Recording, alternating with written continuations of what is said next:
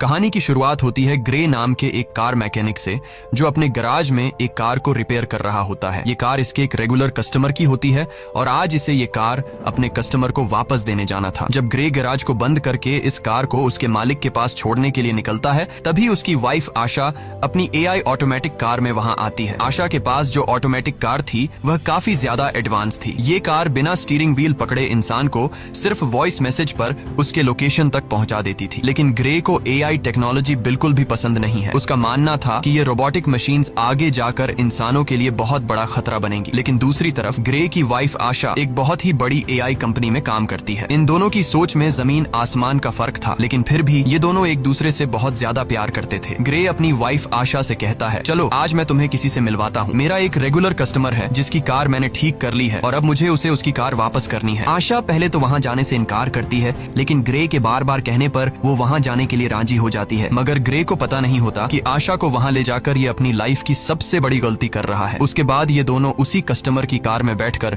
उसके घर की तरफ निकल पड़ते हैं और आशा की ऑटोमेटिक कार भी उनके पीछे आ रही होती है, ताकि जब ग्रे अपने कस्टमर को उसकी कार उसके हवाले कर दे तो ये लोग अपनी ऑटोमेटिक कार में घर को वापस आ सके। वहाँ पहुँचने पर ग्रे अपनी वाइफ को एक आदमी एरन से मिलवाता है। तब ग्रे की वाइफ उसे देखकर काफी हैरान रह जाती है, क्योंकि एरन एक बहुत बड़ी टेक कंपनी का मालिक था। उसकी कंपनी AI ऑटोमेटिक चीजें बनाती थी। यहाँ आशा अपने हस्बैंड ग्रे से कहती है, तुमने मुझे पहले क्यों नहीं बताया कि तुम मुझे एरन से मिलवाने ला रहे हो। असल में एरन ही ग्रे का रेगुलर कस्टमर था। लेकिन यहाँ हम देखते हैं कि एरन का नेचर थोड़ा अजीब सा था। उसे यह भी नहीं पता था कि जब किसी से मिलते हैं तो किस तरीके से मिला जाता है। आशा एरन से कहती है, मैं भी एक AI टेक कंपनी में काम करती हूँ जो जल्द ही तुम्हारी कंपनी के बराबर में आ जाएगी। जिस पर एरन मुस्कुराते हुए कहता है, ऐसा कभी नहीं हो सकता, चलो दिखाता हूँ क्यों। और फिर एरन उन दोनों को अपनी लैब में ले गया। वहाँ एरन ने खुद का बनाया हुआ एक स्पेशल चिप बताया, जो कि एक AI यानी आर्टिफिशियल इंटेलिजेंस चिप थी, और उस चिप को उसने नाम दिया था स्टेम। वो बताता है कि ये चिप कुछ भी कर सकती है, क्योंकि इसमें बहुत सारे पावर्स हैं और इससे तेज दिमाग आज तक किसी ने भी नहीं बनाया। इस इन्वेंशन को देखने के बाद ग्रे और उसकी वाइफ अपनी इलेक्ट्रिक कार से घर वापस जा रहे होते हैं। कार ऑटोमेटिक मोड पर थी। आशा और ग्रे गाड़ी के पिछले सीट में रोमांस में मसरूफ थे, लेकिन तभी अचानक से उनकी कार अपने रास्ते से भटककर दूसरे रास्ते पर चलने लगती है। ग्रे ये नोटिस कर लेता है कि कार वहां पर नहीं जा रही जहां उसे जाना चाहिए। तब ग्रे की वाइफ अपनी कार को वापस घर के रास्ते पर चलने के लिए कहती है, लेकिन वो कार कहती है कि सिस्टम में कोई खराबी आ गई है। ग्रे मैन्युअली कार की ब्रेक दबाकर उसे रोकने की कोशिश करता है, जिससे कार रुकती नहीं बल्कि उसकी स्पीड और ज्यादा बढ़ जाती है। ये दोनों कार को रोकने की काफी कोशिश करते हैं, लेकिन कार को नहीं रोक पाते, जिसकी वजह से उनकी कार स्पीड ब्रेकर से टकरा जाती है और उलट जाती है। लकीली इस एक्सीडेंट में इन दोनों को ज्यादा चोटें नहीं आती और ये दोनों बच जाते हैं। ये लोग कार से निकलने की कोशिश कर रहे होते हैं कि तभी वहाँ पर एक गाड़ी आकर रुकती है, जिसमें से 4 लोग बाहर आते हैं और वो इन दोनों को कार से बाहर निकालकर पकड़ लेते हैं। उसी जगह पर एक पुलिस ड्रोन कैमरा भी ऊपर से सब कुछ शूट कर रहा होता है, जो उन 4 लोगों को पहचानने की कोशिश कर रहा था, लेकिन ड्रोन उन्हें नहीं पहचान पाता। यहाँ ग्रे को लगता है कि शायद ये लोग चोर हैं। वो उन लोगों से कहता है, प्लीज हमें छोड़ दो और बदले में तुम बेशक हमारी गाड़ी, पैसे, सब कुछ ले लो। लेकिन वो लोग ग्रे की कोई बात नहीं सुनते और उनमें से एक आदमी ग्रे की वाइफ को शूट कर देता है। ये देखकर ग्रे पूरी तरह से सुन्न हो जाता है। ग्रे की आंखों के सामने उसकी दुनिया उजड़ गई। वो तेजी से चीखने लग जाता है। उसके बाद ये लोग ग्रे को पकड़कर पहले उससे खूब मारते हैं और फिर यह लोग ग्रे को भी गर्दन के पीछे गोली मार देते हैं। ये लोग ग्रे और आशा का सारा सामान चोरी करके वहाँ से चले जाते हैं। ग्रे की सांसें अभी भी चल रही थीं और वो अपनी आंखों के सामने अपनी वाइफ को तड़पता हुआ देख रहा था, लेकिन ग्रे कुछ भी नहीं कर पा रहा था, क्योंकि उसकी बॉडी का कोई भी पार्ट नहीं हिल पा रहा था। और फिर ग्रे की आंखों के सामने उसकी वाइफ की मौत हो जाती है। कुछ देर बाद वहाँ पर पुलिस आ पहुंची। उन्होंने आशा की बॉडी को पोस्टमार्टम के लिए भेज दिया और ग्रे को हॉस्पिटल में एडमिट कर दिया। हॉस्पिटल में 3 महीनों तक इलाज चलने के बाद ग्रे की जान तो बच गई, लेकिन अब वो चलने के काबिल नहीं था। गर्दन के नीचे गोली लगने की वजह से उसका स्पाइनल कोड टूट गया। कंधे से नीचे उसका पूरा जिस्म पैरालाइज्ड हो गया। और फिर 3 महीनों बाद ग्रे को घर वापस लाया जाता है और यहाँ पर ग्रे व्हील चेयर पर होता है, क्योंकि उसके सिर के अलावा पूरी बॉडी बेजान थी। अब ग्रे कोई भी काम नहीं कर सकता था, इसीलिए उसका काम करने के लिए उसके घर पर एक रोबोट मशीन थी जो उसका सारा काम करती थी और उसकी मदर उसका ख्याल रख रही थी। लेकिन ग्रे के लिए अब जिंदगी बोझ बन चुकी थी। उन 4 किलर्स ने न सिर्फ उसकी वाइफ को मार डाला, बल्कि उसकी जिंदगी उजाड़ दी। वो बदले की आग में जल रहा था। बस ग्रे के पास एक ही उम्मीद बची थी, जिसके सहारे वो जी रहा था। वो अपनी वाइफ के किलर्स को जल्द से जल्द जेल की सलाखों के पीछे देखना चाहता था। इसीलिए वो पुलिस स्टेशन जाता है। पुलिस स्टेशन में ग्रे उनसे अपनी वाइफ के किलर्स के बारे में पूछता है, तो वो डिटेक्टिव कहती है कि इनमें से अभी तक किसी का भी पता नहीं चल पाया। वहाँ हमारे पुलिस का ड्रोन कैमरा तो मौजूद था, लेकिन फुटेज धुंधली थी, जिससे कातिलों का पता नहीं चल पा रहा है। और पुलिस अब और इन्वेस्टिगेशन कर रही है, हम बहुत जल्द उन्हें ढूंढ लेंगे। तब ग्रे ये सुनकर काफी ज्यादा डिसअपॉइंट हो जाता है, क्योंकि काफी टाइम से ग्रे पुलिस से बस यही सुनता आ रहा था कि हम इन्वेस्टिगेशन कर रहे हैं। अब ग्रे पूरी तरह से हिम्मत हार चुका था और वो इस तरह से जीना भी नहीं चाहता था, क्योंकि उसकी जो उम्मीद थी अपनी वाइफ के कातिलों को जेल की सलाखों के पीछे देखने की, उससे वो अधूरी नजर आने लगी। ग्रे को समझ आ गया था कि पुलिस उन 4 कातिलों को कभी नहीं पकड़ पाएगी, इसीलिए अब वो खुद को मारने की सोचने लगा। ग्रे वहाँ पर मौजूद रोबोट मशीन की मदद से मेडिसिन का ओवरडोज ले लेता है, जिससे वो बेहोश हो गया। अच्छी बात यह थी कि उसके घर पर लगे AI सिस्टम ने वक्त पर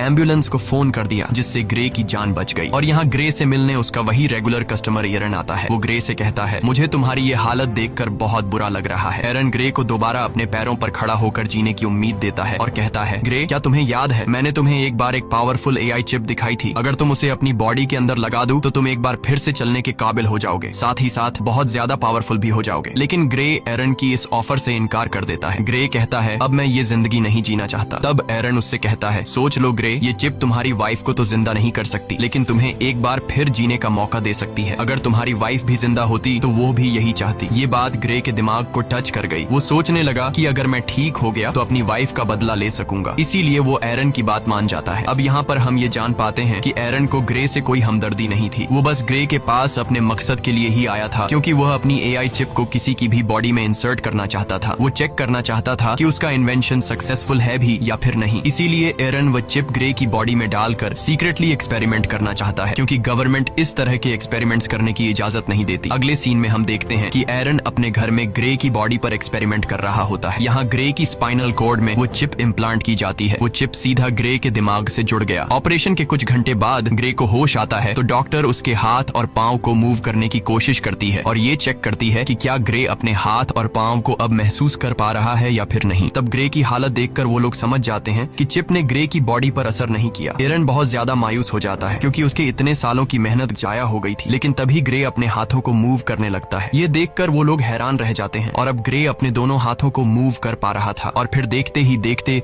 ग्रे अपने दोनों पैरों पर खड़ा हो जाता है। खुद को ठीक होता देखकर ग्रे बहुत ज्यादा खुश हो जाता है। अब वो पहले से भी ज्यादा पावरफुल खुद को फील करने लगा। एरन भी अपनी एक्सपेरिमेंट को सक्सेसफुल होता देखकर काफी खुश हो जाता है। फिर यहाँ पर एरन ग्रे से एक कॉन्ट्रैक्ट पर साइन करवाता है, जिसमें वो किसी को भी नहीं बताएगा कि वो चल सकता है और उसे सबकी नजरों में पैरालाइज्ड बनकर रहना होगा, क्योंकि अगर गवर्नमेंट को पता चला कि ग्रे चिप के जरिए दोबारा से चल पा रहा है तो एरन को अरेस्ट कर लिया जाएगा और ग्रे की बॉडी से उस चिप को निकाल लिया जाएगा, क्योंकि उस चिप को किसी की बॉडी में इंजेक्ट करना इलीगल है। उसके बाद ग्रे अपने व्हील चेयर पर बैठकर घर आ जाता है। यहाँ उसे पता चलता है कि उसके लिए डिटेक्टिव का भेजा एक पैकेज आया है, जिसमें ग्रे की वाइफ की पोस्टमार्टम रिपोर्ट और उसके केस से रिलेटेड कुछ इन्फॉर्मेशन थी। ग्रे उस दिन पुलिस ड्रोन से रिकॉर्ड की गई फुटेज देखने लगा, लेकिन फुटेज क्लियर नहीं थी, इसलिए ग्रे को किलर्स के बारे में कोई जानकारी नहीं मिल पाई। वो मायूसी में ड्रिंक करने लग जाता है। तभी अचानक उससे एक आवाज आई, क्या तुमने फुटेज में एक चीज नोटिस की? ये आवाज सुनकर ग्रे यहाँ वहाँ देखने लगा, लेकिन उसे कोई भी नजर नहीं आया। ग्रे घबरा कर बोला, कौन है? सामने आओ। तभी फिर से आवाज आई, शांत हो जाओ ग्रे, मैं तुम्हारे अंदर की वो AI चिप हूँ, वही सिस्टम जो तुम्हारी बॉडी चला रहा है। यहाँ पर ग्रे सोचता है कि शायद वो पागल हो गया है, जिस पर वो चिप कहती है, नहीं ग्रे, तुम पागल नहीं हुए हो। ऑपरेशन के दिन के बाद मैं तुम्हारे साथ हूँ, तुम जो देख सकते हो वो मैं भी देख सकती हूँ। जिस पर ग्रे ने पूछा कि क्या तुम्हें और कोई सुन सकता है? चिप ने जवाब दिया, नहीं, मुझे सिर्फ तुम ही सुन सकते हो। यहाँ पर वो चिप ग्रे की हेल्प करने की कोशिश करती है, ताकि ड्रोन की मदद से ग्रे को पता चल सके कि उसकी वाइफ को मारने वाले लोग कौन थे। ग्रे के साथ यहाँ पर वो चिप भी सब कुछ देख पा रही थी, जो ग्रे अपनी आंखों से देख सकता था। चिप ग्रे का ध्यान फुटेज में एक किलर की तरफ करती है और कहती है, देखो ग्रे, इन चारों में से एक की बॉडी पर टैटू बना हुआ है, लेकिन ये टैटू बिल्कुल भी क्लियर नहीं दिख रहा था। इसलिए ग्रे बोला, ये तो बहुत ज्यादा ब्लर है, इसे मैं देख नहीं सकता। जिस पर वो चिप कहती है, तुम्हें नहीं दिख रहा, पर मैं तो देख सकती हूँ। मैं इस टैटू का एक क्लियर इमेज बना सकती हूँ, बस तुम एक पेपर और पेंसिल उठा लो। ग्रे के पेपर और पेंसिल उठाने के बाद चिप ग्रे के हाथ की मदद से बिल्कुल परफेक्ट वही टैटू बना लेती है। और जब ग्रे उस टैटू को देखता है तो पता चलता है कि यह एक मिलिट्री टैटू है। रिसर्च करने के बाद ग्रे को उस टैटू वाले आदमी के बारे में पता चल जाता है। ग्रे हैरान रह जाता है कि उस चिप ने तो कुछ ही मिनटों में उस कातिल का टैटू और एड्रेस निकाल कर दे दिया, जो कि पुलिस कई महीनों से इन्वेस्टिगेशन करने के बावजूद भी उन कातिलों को ढूंढ नहीं पाई। ग्रे बहुत खुश हो जाता है, क्योंकि उसे अपनी वाइफ के किलर्स में से एक किलर का पता चल चुका था। तब ग्रे उसके बारे में पुलिस को इन्फॉर्म करने का सोचता है, लेकिन यहाँ चिप ग्रे को ऐसा करने से रोक देती है। वो उससे याद दिलाती है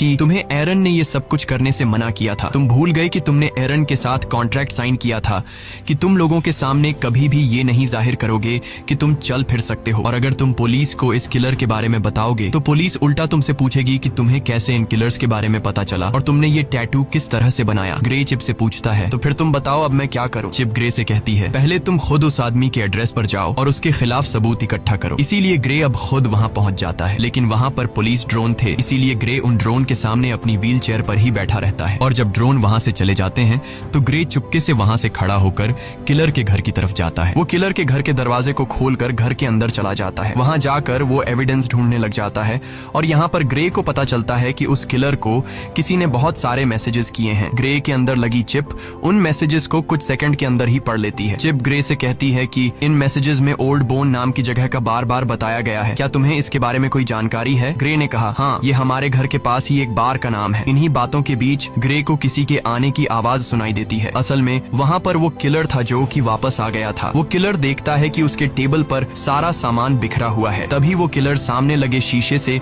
ग्रे को देख लेता है। वो फौरन ग्रे पर हमला कर देता है और उससे पूछता है तुमने मुझे कैसे ढूंढा? तब ग्रे इस बात का कोई जवाब नहीं देता और ग्रे किलर से पूछता है तुम बताओ मेरी वाइफ को किसने मारा था? वो किलर बहुत ज्यादा ताकतवर था, इसीलिए वो ग्रे पर भारी पड़ने लगता है। इससे पहले कि वो ग्रे को मार पाता, ग्रे के अंदर लगी चिप ग्रे से पूछती है तुम मुझे अपनी बॉडी का फुल कंट्रोल दो ताकि मैं कुछ कर सकूं। जिसके बाद ग्रे बिना सोचे समझे उसे परमिशन दे देता है। चिप को परमिशन मिलने के बाद ग्रे एकदम से उस किलर पर अटैक कर देता है और उसे काफी बुरे तरीके से मारने लगता है। वो किलर भी परेशान हो जाता है कि आखिर अचानक इसमें इतनी ताकत कहां से आ गई और ग्रे भी सोच में पड़ जाता है कि आखिर मैं इतना ताकतवर कैसे हो गया। यहाँ पर ग्रे उस किलर को खुद के हवाले करने के लिए कहता है, लेकिन वो किलर उस पर एक नाइफ से अटैक कर देता है। तो वो चिप सारी सिचुएशन को संभालते हुए उस किलर को मार डालती है और तब वो चिप किलर को मारने के बाद बॉडी कंट्रोल ग्रे को वापस दे देती है। ये देखकर ग्रे बहुत परेशान हो जाता है क्योंकि वो किलर को जान से मारना नहीं चाहता था। उसे लगा कि अब उसका जेल जाना पक्का है। वो चिप ग्रे से कहती है कि घबराओ मत ग्रे, तुम्हें कुछ नहीं होगा, बस तुम यहाँ जल्दी से अपने सारे फिंगरप्रिंट्स मिटा दो। अब यहाँ पर वो चिप जैसे कहती है ग्रे बिल्कुल वैसे ही करता है। कुछ देर बाद पुलिस उस आदमी की बॉडी को पोस्टमार्टम के लिए ले गई, जहाँ हम उस डिटेक्टिव को देख पाते हैं। डिटेक्टिव को पोस्टमार्टम के दौरान पता चला कि उसकी बॉडी के अंदर एक वेपन इंसर्ट था और साथ साथ उसकी पूरी बॉडी में छोटी छोटी वायर्स थी। यानी वो किलर एक अपग्रेडेड इंसान था जो किसी भी आम इंसान से काफी ज्यादा पावरफुल था। दूसरी तरफ एरन ग्रे पर काफी गुस्सा करता है, तुमने उस किलर को क्यों मारा? ये काम काफी रिस्की था, अगर तुम पकड़े जाते तो तुम्हारे साथ मैं भी जेल चला जाता। मैंने इस चिप को तुम्हारे अंदर इसलिए इंसर्ट नहीं किया कि तुम अपनी वाइफ का बदला लो, और अगर दोबारा तुमने इस तरह की कोई हरकत की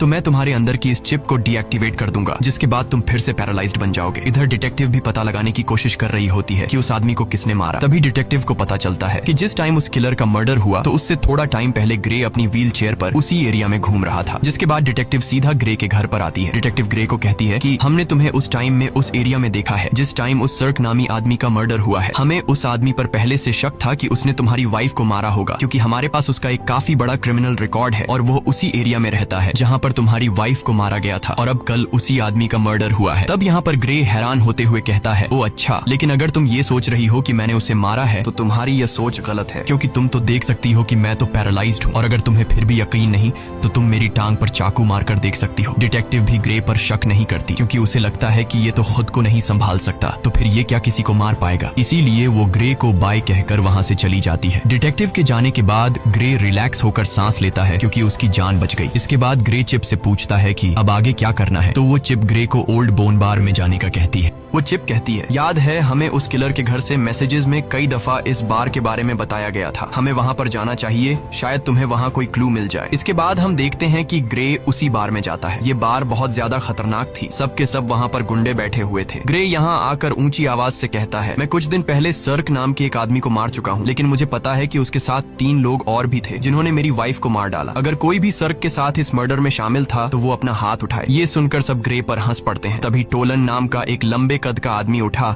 और उसने ग्रे से कहा, घर जा बच्चे, वरना मैं तुझे भी तुम्हारी वाइफ के पास पहुंचा दूंगा। ग्रे समझ गया कि टोलन भी मेरी वाइफ को मारने में शामिल था। ग्रे जवाब देता है, पता है मरने से पहले सर्क भी तुम्हारी तरह यही बोल रहा था। ये सुनकर टोलन को बहुत ज्यादा गुस्सा आया। वो अपने आदमियों के साथ ग्रे को अकेले में ले जाकर व्हील चेयर से उठाकर जमीन पर गिरा देते हैं। तब ग्रे उससे पूछता है, क्या तुम भी वहाँ पर उन लोगों के साथ शामिल थे जिन्होंने मेरी वाइफ को मारा था? तो टोलन कहता है, हाँ मैं भी उनमें शामिल था, बस फिर क्या। ये सुनकर ग्रे चिप को अपनी पूरी पूरी बॉडी का कंट्रोल दे देता है, जिसके बाद चिप की मदद से ग्रे उसके पास 2 आदमियों को मार गिरा देता है और फिर टोलन को भी बुरी तरीके से पिटने लग जाता है। ग्रे टोलन को नीचे जमीन पर गिराकर उससे पूछता है, तुम्हारे 2 और साथी कहाँ हैं और तुम लोगों ने मेरी वाइफ को क्यों मारा? लेकिन टोलन डरने के बजाय उल्टा हंस रहा था। वो ग्रे को कुछ भी नहीं बताता। तभी वो चिप ग्रे से कहती है, अगर तुम चाहो तो मैं बड़ी आसानी से इसका मुंह खुलवा सकती हूँ। ग्रे कहता है, क्यों नहीं, तुम जरा ट्राई करो। वो चिप उस किलर का फेस पूरी तरह से कट कर देती है। ग्रे पूछता है, अब बता क्यों मारा था मेरी वाइफ को? टोलन की सारी हेकड़ी निकल गई और फौरन उसने कहा, हमें पैसे मिले थे तुम्हारी वाइफ को मारने के लिए और मुझे फिस्क ने पैसे दिए। लेकिन इससे पहले कि ग्रे उससे फिस्क के बारे में कुछ पूछ पाता, वो आदमी वहीं पर मर जाता है। ग्रे गुस्से में चिप से कहता है, मैंने उसे मारने को तो नहीं कहा था, बस तुम्हें सिर्फ इसका मुंह खुलवाना था। तभी ग्रे की नजर उस मरे हुए आदमी के गले में लगी चेन पर पड़ी, जिस पर उसे बनाने वाली कंपनी का बोल्ट नाम लिखा था। ये देखकर ग्रे को शॉक हुआ, क्योंकि उस कंपनी में ग्रे की वाइफ आशा काम करती थी, यानी आशा के अपने ही कंपनी वाले उसे मरवाना चाहते थे। उधर एरिन को पता चल चुका था कि ग्रे ने फिर से किसी की जान ले ली। अब वो जल्दी से चिप को शट डाउन करने की कोशिश कर रहा था। तभी वो चिप ये बात ग्रे को बता देती है कि मुझे एरिन शट डाउन करने की कोशिश कर रहा है, इसीलिए हमें जल्द से जल्द कुछ करना होगा। ग्रे बोला, अब क्या करें? तभी वो चिप ग्रे को एक हैकर के बारे में बताती है, ताकि उस हैकर की मदद से एरिन की इनपुट को हटा सके, जिससे एरिन का होल्ड खत्म हो जाएगा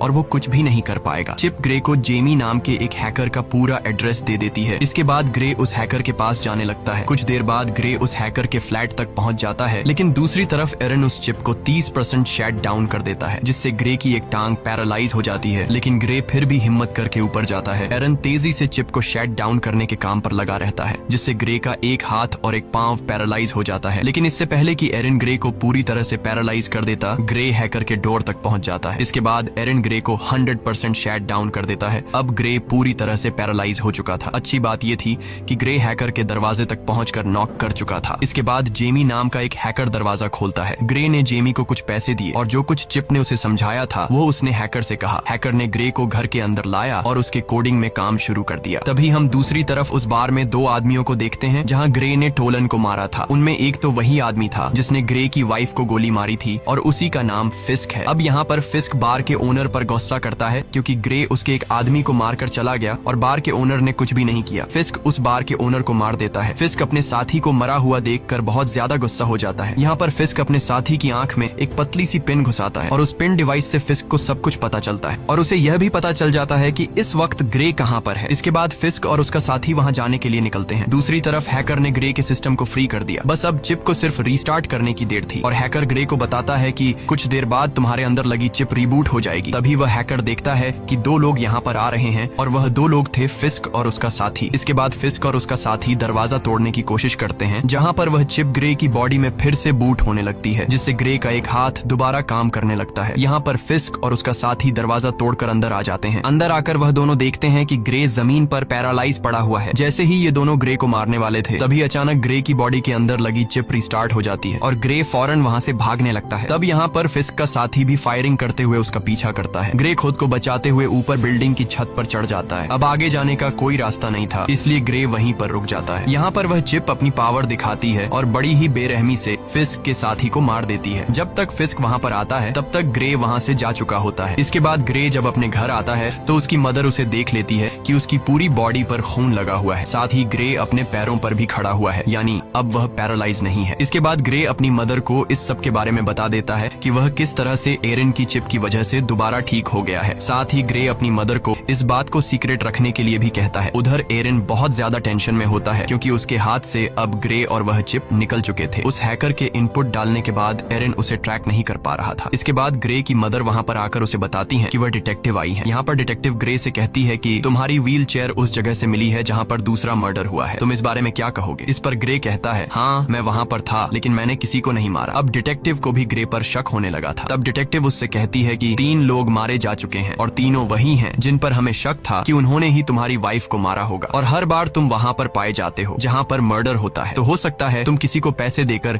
ये सारे मर्डर्स करवा रहे हो। तब ग्रे उससे कहता है, अगर आपको ऐसा लगता है तो आप मेरी कॉल रिकॉर्ड चेक कर सकती हैं। तब यहाँ पर वह डिटेक्टिव कुछ नहीं कह पाती और जाते वक्त वह चुपके से ग्रे की जेब में माइक्रोफोन डालकर चली जाती है। ग्रे को अब रियलाइज रियलाइज होने लगा कि कातिलों को सजा देने के जुनून में अब वह खुद एक कातिल बन चुका है। ग्रे कहता है अब मुझे ये सब कुछ बंद करना होगा। तो वह चिप कहती है नहीं ग्रे, हमें इस आखिरी आदमी को मारना होगा जिसका नाम फिस्क है, क्योंकि अगर हमने इसे नहीं मारा तो वह हमें मार देगा। लेकिन ग्रे अब और किसी को नहीं मारना चाहता था, इसलिए वह चिप से कहता है बस अब बहुत हो गया, तुम मेरे दिमाग से निकल जाओ। तभी ग्रे की बॉडी अनकंट्रोल होकर पीछे तकिए पर गिर जाती है। ग्रे ने चिप से परेशान होकर पूछा मैं हिल क्यों नहीं पा रहा हूँ। इसके बाद वह चिप ग्रे को कहती है उस हैकर ने जो कोड मेरे सिस्टम में एंटर किए हैं उसकी वजह से मैं पूरी तरह से आजाद हो चुकी हूँ। इसका मतलब ये है कि अब वह चिप ग्रे की परमिशन के बिना वो सारे काम कर सकती है। ग्रे, अब मुझे तुम्हारी बॉडी का फुल कंट्रोल मिल चुका है, अब तुम मेरी मर्जी के मुताबिक चलोगे। अगर मैं चाहूँ तो तुम अपने हाथ की एक उंगली तक हिला नहीं पाओगे। ये सुनकर ग्रे के गले में सांसें अटक गईं। यहाँ पर ग्रे और चिप आपस में जो बातें कर रहे थे, दूसरी तरफ डिटेक्टिव भी वह सारी बातें सुन रही थी, क्योंकि उसने ग्रे के पॉकेट में एक माइक्रोचिप डाला था। लेकिन यहाँ पर डिटेक्टिव को ये बात समझ नहीं आती कि ग्रे जिसे बात कर रहा है आखिर वो है कौन। इसके बाद चिप ने ग्रे से कहा अब चलो ग्रे, हमें उस आखिरी कातिल को खत्म करना है। अब ग्रे अपनी बॉडी पर पूरी तरह से कंट्रोल खो चुका था, इसलिए चिप उनसे जो कहता